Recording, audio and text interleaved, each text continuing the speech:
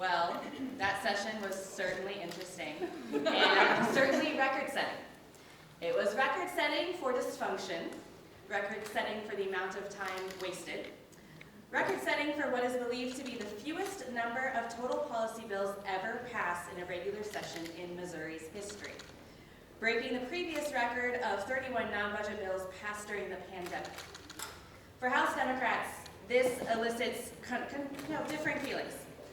Deep disappointment that the Republican majority has again failed to act on issues that are most important to Missourians, and overwhelming relief that their constant infighting has spared our state from many of their worst ideas actually becoming law. Put simply, Republicans continue to prove that despite holding supermajorities in both the House and Senate and controlling every single statewide office, they just aren't capable of governing effectively. They are totally uninterested in actually doing so. Missourians have had it with a ruling party that puts petty political theater over problem solving. Missourians are fed up with a ruling party for which simple competence is too big of an ask. Missourians are demanding change and effective leadership, and Democrats up and down the ballot are offering both. Democrats will take meaningful action to protect and improve public education instead of just offering empty and unfunded promises. Democrats will take Missouri out of the 19th century and into the 21st by ending child marriage and allowing pregnant women to actually get a divorce. Democrats will protect Missourians' right to vote, their right to read and think what they want, and their right to make their own reproductive health care choices. Democrats will provide competent and effective government. The experiment of putting people who hate government in charge of government has predictably failed. The time for change is now, and we are happy to take any questions. What are you happy with, and what are you disappointed? Listen, again, we are, as I mentioned, it is an interesting feeling as the Democrat here in Missouri when we are relieved that they aren't able to get their act together enough to actually do something. There were so many terrible bills that did not pass, not only because of their infighting, but because of our Democrats doing such an amazing job of understanding how to navigate that. But we did pass some good legislation. Today alone we passed the 340B bill, which will provide prescription access to so many people. We were able to get so many great things in the budget that we've discussed before. So in terms of the bills that passed, there were very few that we weren't happy with. I would just say bottom line, passing 28 bills after the longest session that Missouri's had because of the days that it fell is really disappointing. What about child marriage? We saw that one fall short in the House. It had overwhelming support in the Senate. Only one senator voted against it. But what happened to that over here? The Republicans were too scared to even show up to vote on that bill. I personally had to go in as the Democratic leader to help provide a quorum to actually get it out of committee. What that says is Republicans are okay with children being married off. And as I've said before, in the state with the most restrictive abortion ban in the entire country, without exceptions for rape or incest or human trafficking, when you have children being allowed to get married in our state, it's disgusting. And I know that Missourians are fed up with that and want to change. Why they didn't move it forward was because they like it. In that same vein, it seems like several items that have or appear to have wide bipartisan support didn't have enough steam to get across the finish line. I'm thinking about the missing and murdered African American task force. I'm thinking about the nothing on the tax on groceries, which was a conversation. What happens to these things that appear at least to have so much support across the aisle? Yeah, again, there are so many pieces of legislation that we could talk about, from as the ones you mentioned to adding childcare, right? We've been talking about childcare for years, and the governor made that a huge priority, that the Republican leadership failed to move across the finish line. And all I can say to that is, again, these folks don't want a functioning government. These guys are happy with fighting with each other, and again, all they care about is trying to get the next spot on TV so they can win their primaries, so they can keep power, so they can continue to not do anything. It's maddening. And when we have so many folks from across the political spectrum, including the Republican governor, asking us to do these things that Democrats have been in support of for so very long, the fact that they can't get their act together long enough to actually be adults is really disappointing. There are more than 400 earmarked items in the budget totaling $2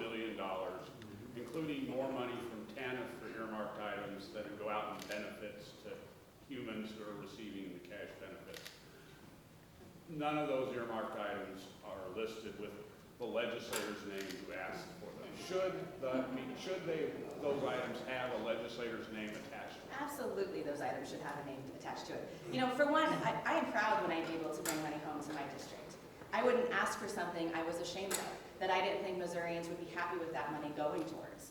And so absolutely, we should be proud of the money that we're doing for our districts, but more importantly, we should be responsible and held accountable to the people of Missouri, and they should know who are making those decisions. And it is so unfortunate in a year, especially like this, where you have two men in a back room making decisions for the entirety of the budget, for them to be able to hide everything that they're doing, like $1-million parks, while that same representative can stand on the floor and talk about not spending money because we don't have enough. Absolutely, we should be doing that so that folks know. Going off of that, we've heard from the other side of the building who expects a supplemental budget because the budget is not at a point. I know Peter Meredith's not here, but Deb is here. But do you believe that there will have to be some sort of supplemental to get us through this upcoming fiscal year? Yeah, absolutely. We know there will be a supplemental budget. Look, they printed things like this. They had screens over here talking about mission accomplished and whatever the heck else they want to say. This was not the smallest budget that we have had in years. This budget is going to cost billions more than what we saw last week. And we know that. The governor himself, again, a Republican governor, is saying that it's going to cost billions more than what we did. It's all lies. They're lying to the Missouri people because they're trying to win elections. And yes, we will be back here for a special session to have an emergency supplemental. Whether that's before the end of the year or not, I don't know. But the governor has already said it's going to have to happen. Leader Quaid, you talked about the governor mentioning that these are his priorities. Could have and should he have done more to lobby and help with the legislature, or would that have even mattered if he had gotten involved? You know, it's hard to say when the Republicans have supermajorities everywhere, and then also the same party is in the governor's mansion. You know, why it's not working, right? One would think that they would actually be like smart enough to work together and pass their priorities. But, you know, I do think that the governor has a role in helping to influence policy here. You know, he set an agenda and a tone for the year. He had a lot of budget priorities that, as mentioned, were bipartisanly supported. And while I hate sitting and praising the Republican governor, he tried. Could he have influenced this policy? Sure. I think the top of the ticket ultimately has a lot of responsibility. A famous Missourian once said the buck stopped here. And I do think that he could have played a heavier hand in this conversation. At the beginning of the session, I asked about the Children's Division investigators and the bid to try to raise salaries. I know Representative Bingle tried. We talked about it quite a bit. It didn't happen. And why do you think it didn't happen? I know that that's not a purely legislative outcome, that the governor has to be on board with pay increases that go above what he wants. But why do you think that didn't happen, given that it seems pretty obvious that the need is there, basically? Listen, the unfortunate reality is, and I hate to put it this way, you know, we use the word hyperbolic all the time, but we are living in some serious realities. And again, when we are in a state where we have children who are in foster care, in the state's care, go missing, when we have children who are dying because we don't have enough investigators to go out when they're called in hotline multiple times, and we partner that with all of the things that we've already discussed, lack of child care funding. We cut so many services to some of our most vulnerable people in the state budget. We're not doing anything to protect the missing African-American women that we know need to be invested in. The raise in Children's Division worker pay just falls in line with a Republican government who does not care about protecting its citizens and doing its job. We know that this is something that needs to happen. All of our surrounding states pay so much more money for these individuals who are keeping track of some of the most important and vulnerable people in our state. And I feel like that lack of getting that done falls into this larger narrative of these guys just simply not caring about government working.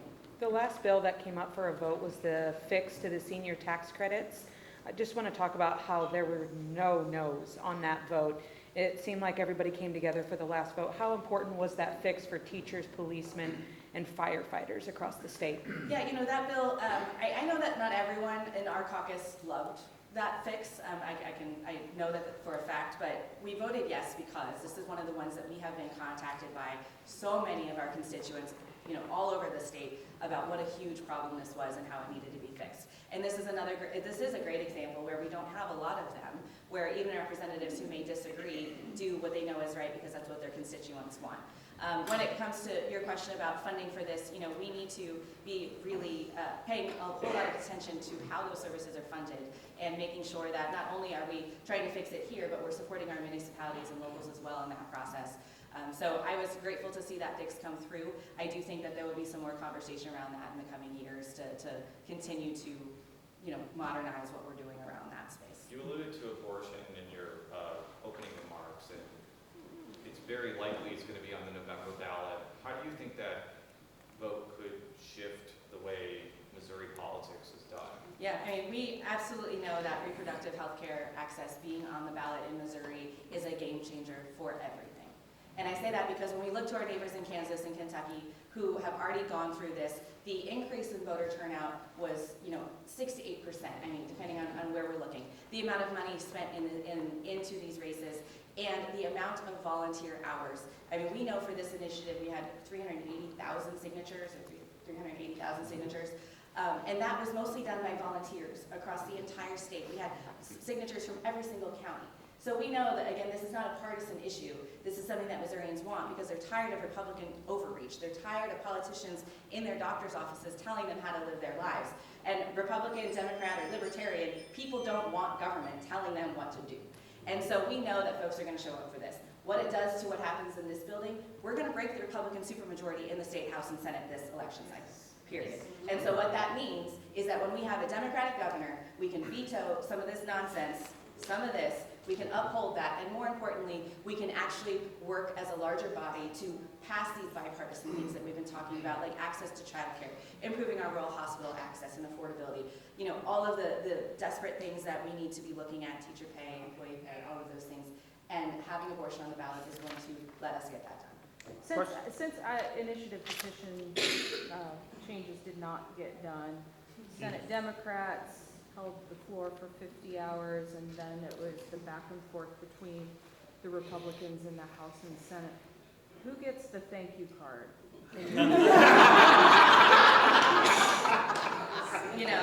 My snarky response is the Republicans, but I have to give so much thanks to my counterpart, Senator J.J. Rizzo, and the entire Democratic caucus over there. Time and time again, those folks have had to be the very last line of defense on so many deeply important issues. And this one, while we talk about abortion, because we know that this is why there was such urgency for the Republicans, we also know that the Republicans do not want voters to have a voice in the conversations around right to work, minimum wage, access to things like medical marijuana, being able to have ethics reform, Medicaid expansion, so many things that the voters have utilized the initiative petition process for. And the Democrats held the line to ensure that voters will be able to continue to hold us all accountable as elected officials and have their voices heard. So absolutely, they get all of the flowers. I will say that it is pretty funny that the Republicans have a supermajority in both chambers in all of the statewide offices, and they can't get their number one priority done, but yet they say mission accomplished. And I want to ask, what? The least amount of bills in Missouri's history? A budget that is a lie? Your number one priority failing? The Democrats had a great year. There's going to be a lot of turnover in next year in both chambers, but also in the Senate. A lot of the Freedom Caucus members are going to be leaving. In your mind, is this the end of an era, or are you viewing the Republican infighting to get even worse next year? I think the Republican infighting is going to continue because their party is crumbling. My parents are Republicans, and I have so many people that I deeply love down in Southwest Missouri who fall in that bucket, and I can't tell you how many times I've heard folks say, I don't recognize this party anymore. Their own state convention a few weeks ago went 9+ hours, and they couldn't even adopt a party platform because they were fighting with each other so much. I don't see an end in that anytime soon. But what I will say is it's really great for us because we are united, and we have always stayed united, even on the ups and downs as the caucus may have, or the party may have. But I do believe that they're going to continue, and it's up to us to make sure that voters understand what's at stake with that. For any members that are returning to the House next year, just wanted to ask any predictions, outlooks, anything like that can be offered. Our minority vote. So next year we are going to have a lot of new members, and I'm really excited about that. I think that by ending the supermajority in this legislature, we're going to see a lot more opportunity for Democrats to have a voice in our democracy. So often, in the last 4 years that I've been here, we've been shut out of conversations. We've been left out of the room, but we've proven time and time again, even with a supermajority of Republicans, that they still need us to pass priorities. And we're gonna continue showing that. We're gonna do it even more, and we're gonna show up with a show of force with our membership next year, and I'm very much looking forward to that. I want to ask about the crime bill that was done today. We saw Governor Mike Parson veto that last year.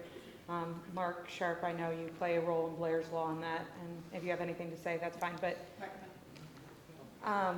that overall crime bill, are you concerned at all that it could be vetoed again? And why was there such bipartisan support for that, even after what happened last year? Thank you, Madam Floor Leader. No, I feel pretty confident that that bill will be signed by the governor. I've spoken with members of his office, his policy advisors, and members of his staff. It sure seems like that bill will be signed by the governor. There was some bipartisan support, and I do think Blair's Law had a big role in that. Many members behind me have supported that legislation for nearly a decade now. So it's very important that that bill is signed by the governor. This is the first firearm provision that's been passed that would really crack down on gun violence in our cities. So it's extremely important that this is signed by the governor, and I personally appreciate his reassurance over the summer that if we can get him a clean bill, it will get signed. What was it like seeing Michelle try not to cry, but she did, and she'll admit it on the side of the House gallery today when that passed? Well, it was a heavy day for me personally, to see her, to know her so personally, and to see what she's gone through, her family, the trips down here. It's one thing for us to come down here, we're paid to come down here. She's not. She's just been a gun violence advocate since she's lost her daughter to gun violence, and it was very heavy for me, and maybe when I get home I can really live in it for a second, but right now we have to get it signed. Was there anything on the Blair's Law this year anything that made the chances better at passing this year, since it's been, it's been in the House and Senate for many years, yeah. 12 years. 12 years, and you're the guy to get it across the finish line, so talk about that a little bit. Twice. but no, it's very special. Relationships in this building mean a lot, and I from day one I have really I made one promise to myself: when I leave this building, I want to make sure that Blair's Law is finished. I made a promise to Michelle Shanahan DeMoss, Blair's mother, that we'd get this done, and there's nothing in this version that's any different from the versions in the past. So we should be in pretty good shape. On this topic, but not specifically about the omnibus, earlier this session, the press corps was assembled for a press conference where you said that as a response to the KC shooting, House Democrats were going to, quote, cause chaos to push gun control, gun legislation. How do you think, looking back on this session, you did specifically on the topic of gun legislation? I don't know if you saw Representative Lavender stand on her desk the other day, but listen, we tried on so many bills, almost every opportunity that we had to offer an amendment to discuss the conversation around gun violence in our state. We did. The Republicans continued to stop that conversation from happening with frivolous previous question motions stopping debate when they didn't even make sense and they didn't know what rules they were arguing because they don't know the rules of the House. But they tried every single time to shut us down. And look, they were successful in that because they hold a supermajority. What I would tell you is I am proud of our caucus members for never giving up on having a very difficult conversation in a state like Missouri. I grew up in rural Missouri. I am a gun owner personally. I know many of us within the caucus are. And the conversation around the things that we would like to discuss in our state that protect Missouri as citizens also protect the Second Amendment. And our caucus will continue, when I'm gone, I know, to have this conversation because Missouri is one of the highest gun violence rates in states in the entire country, particularly for children and domestic violence situations, and we have to do better. And so, long way to answer your question, I'm proud of the work that we've done, but we won't stop. Representative Ani, what is your outlook on that item as well, like going into this next year? I think that after the Union Station shooting, there was an even larger, renewed sense of camaraderie within our caucus, not only about the violence that we face in our own communities, but the violence that we face at events such as the Super Bowl parade. I hope that with more members in our caucus and with more opportunities to hold the line when bad legislation comes forward, but also to move forward legislation that might actually make a difference in our state, I think that that's where our opportunity lies. And when our numbers grow, we have more opportunities to actually pass that good legislation that we've all been working on for years. Thank you. Okay, if I may, before you guys leave, Oh. say thank you so much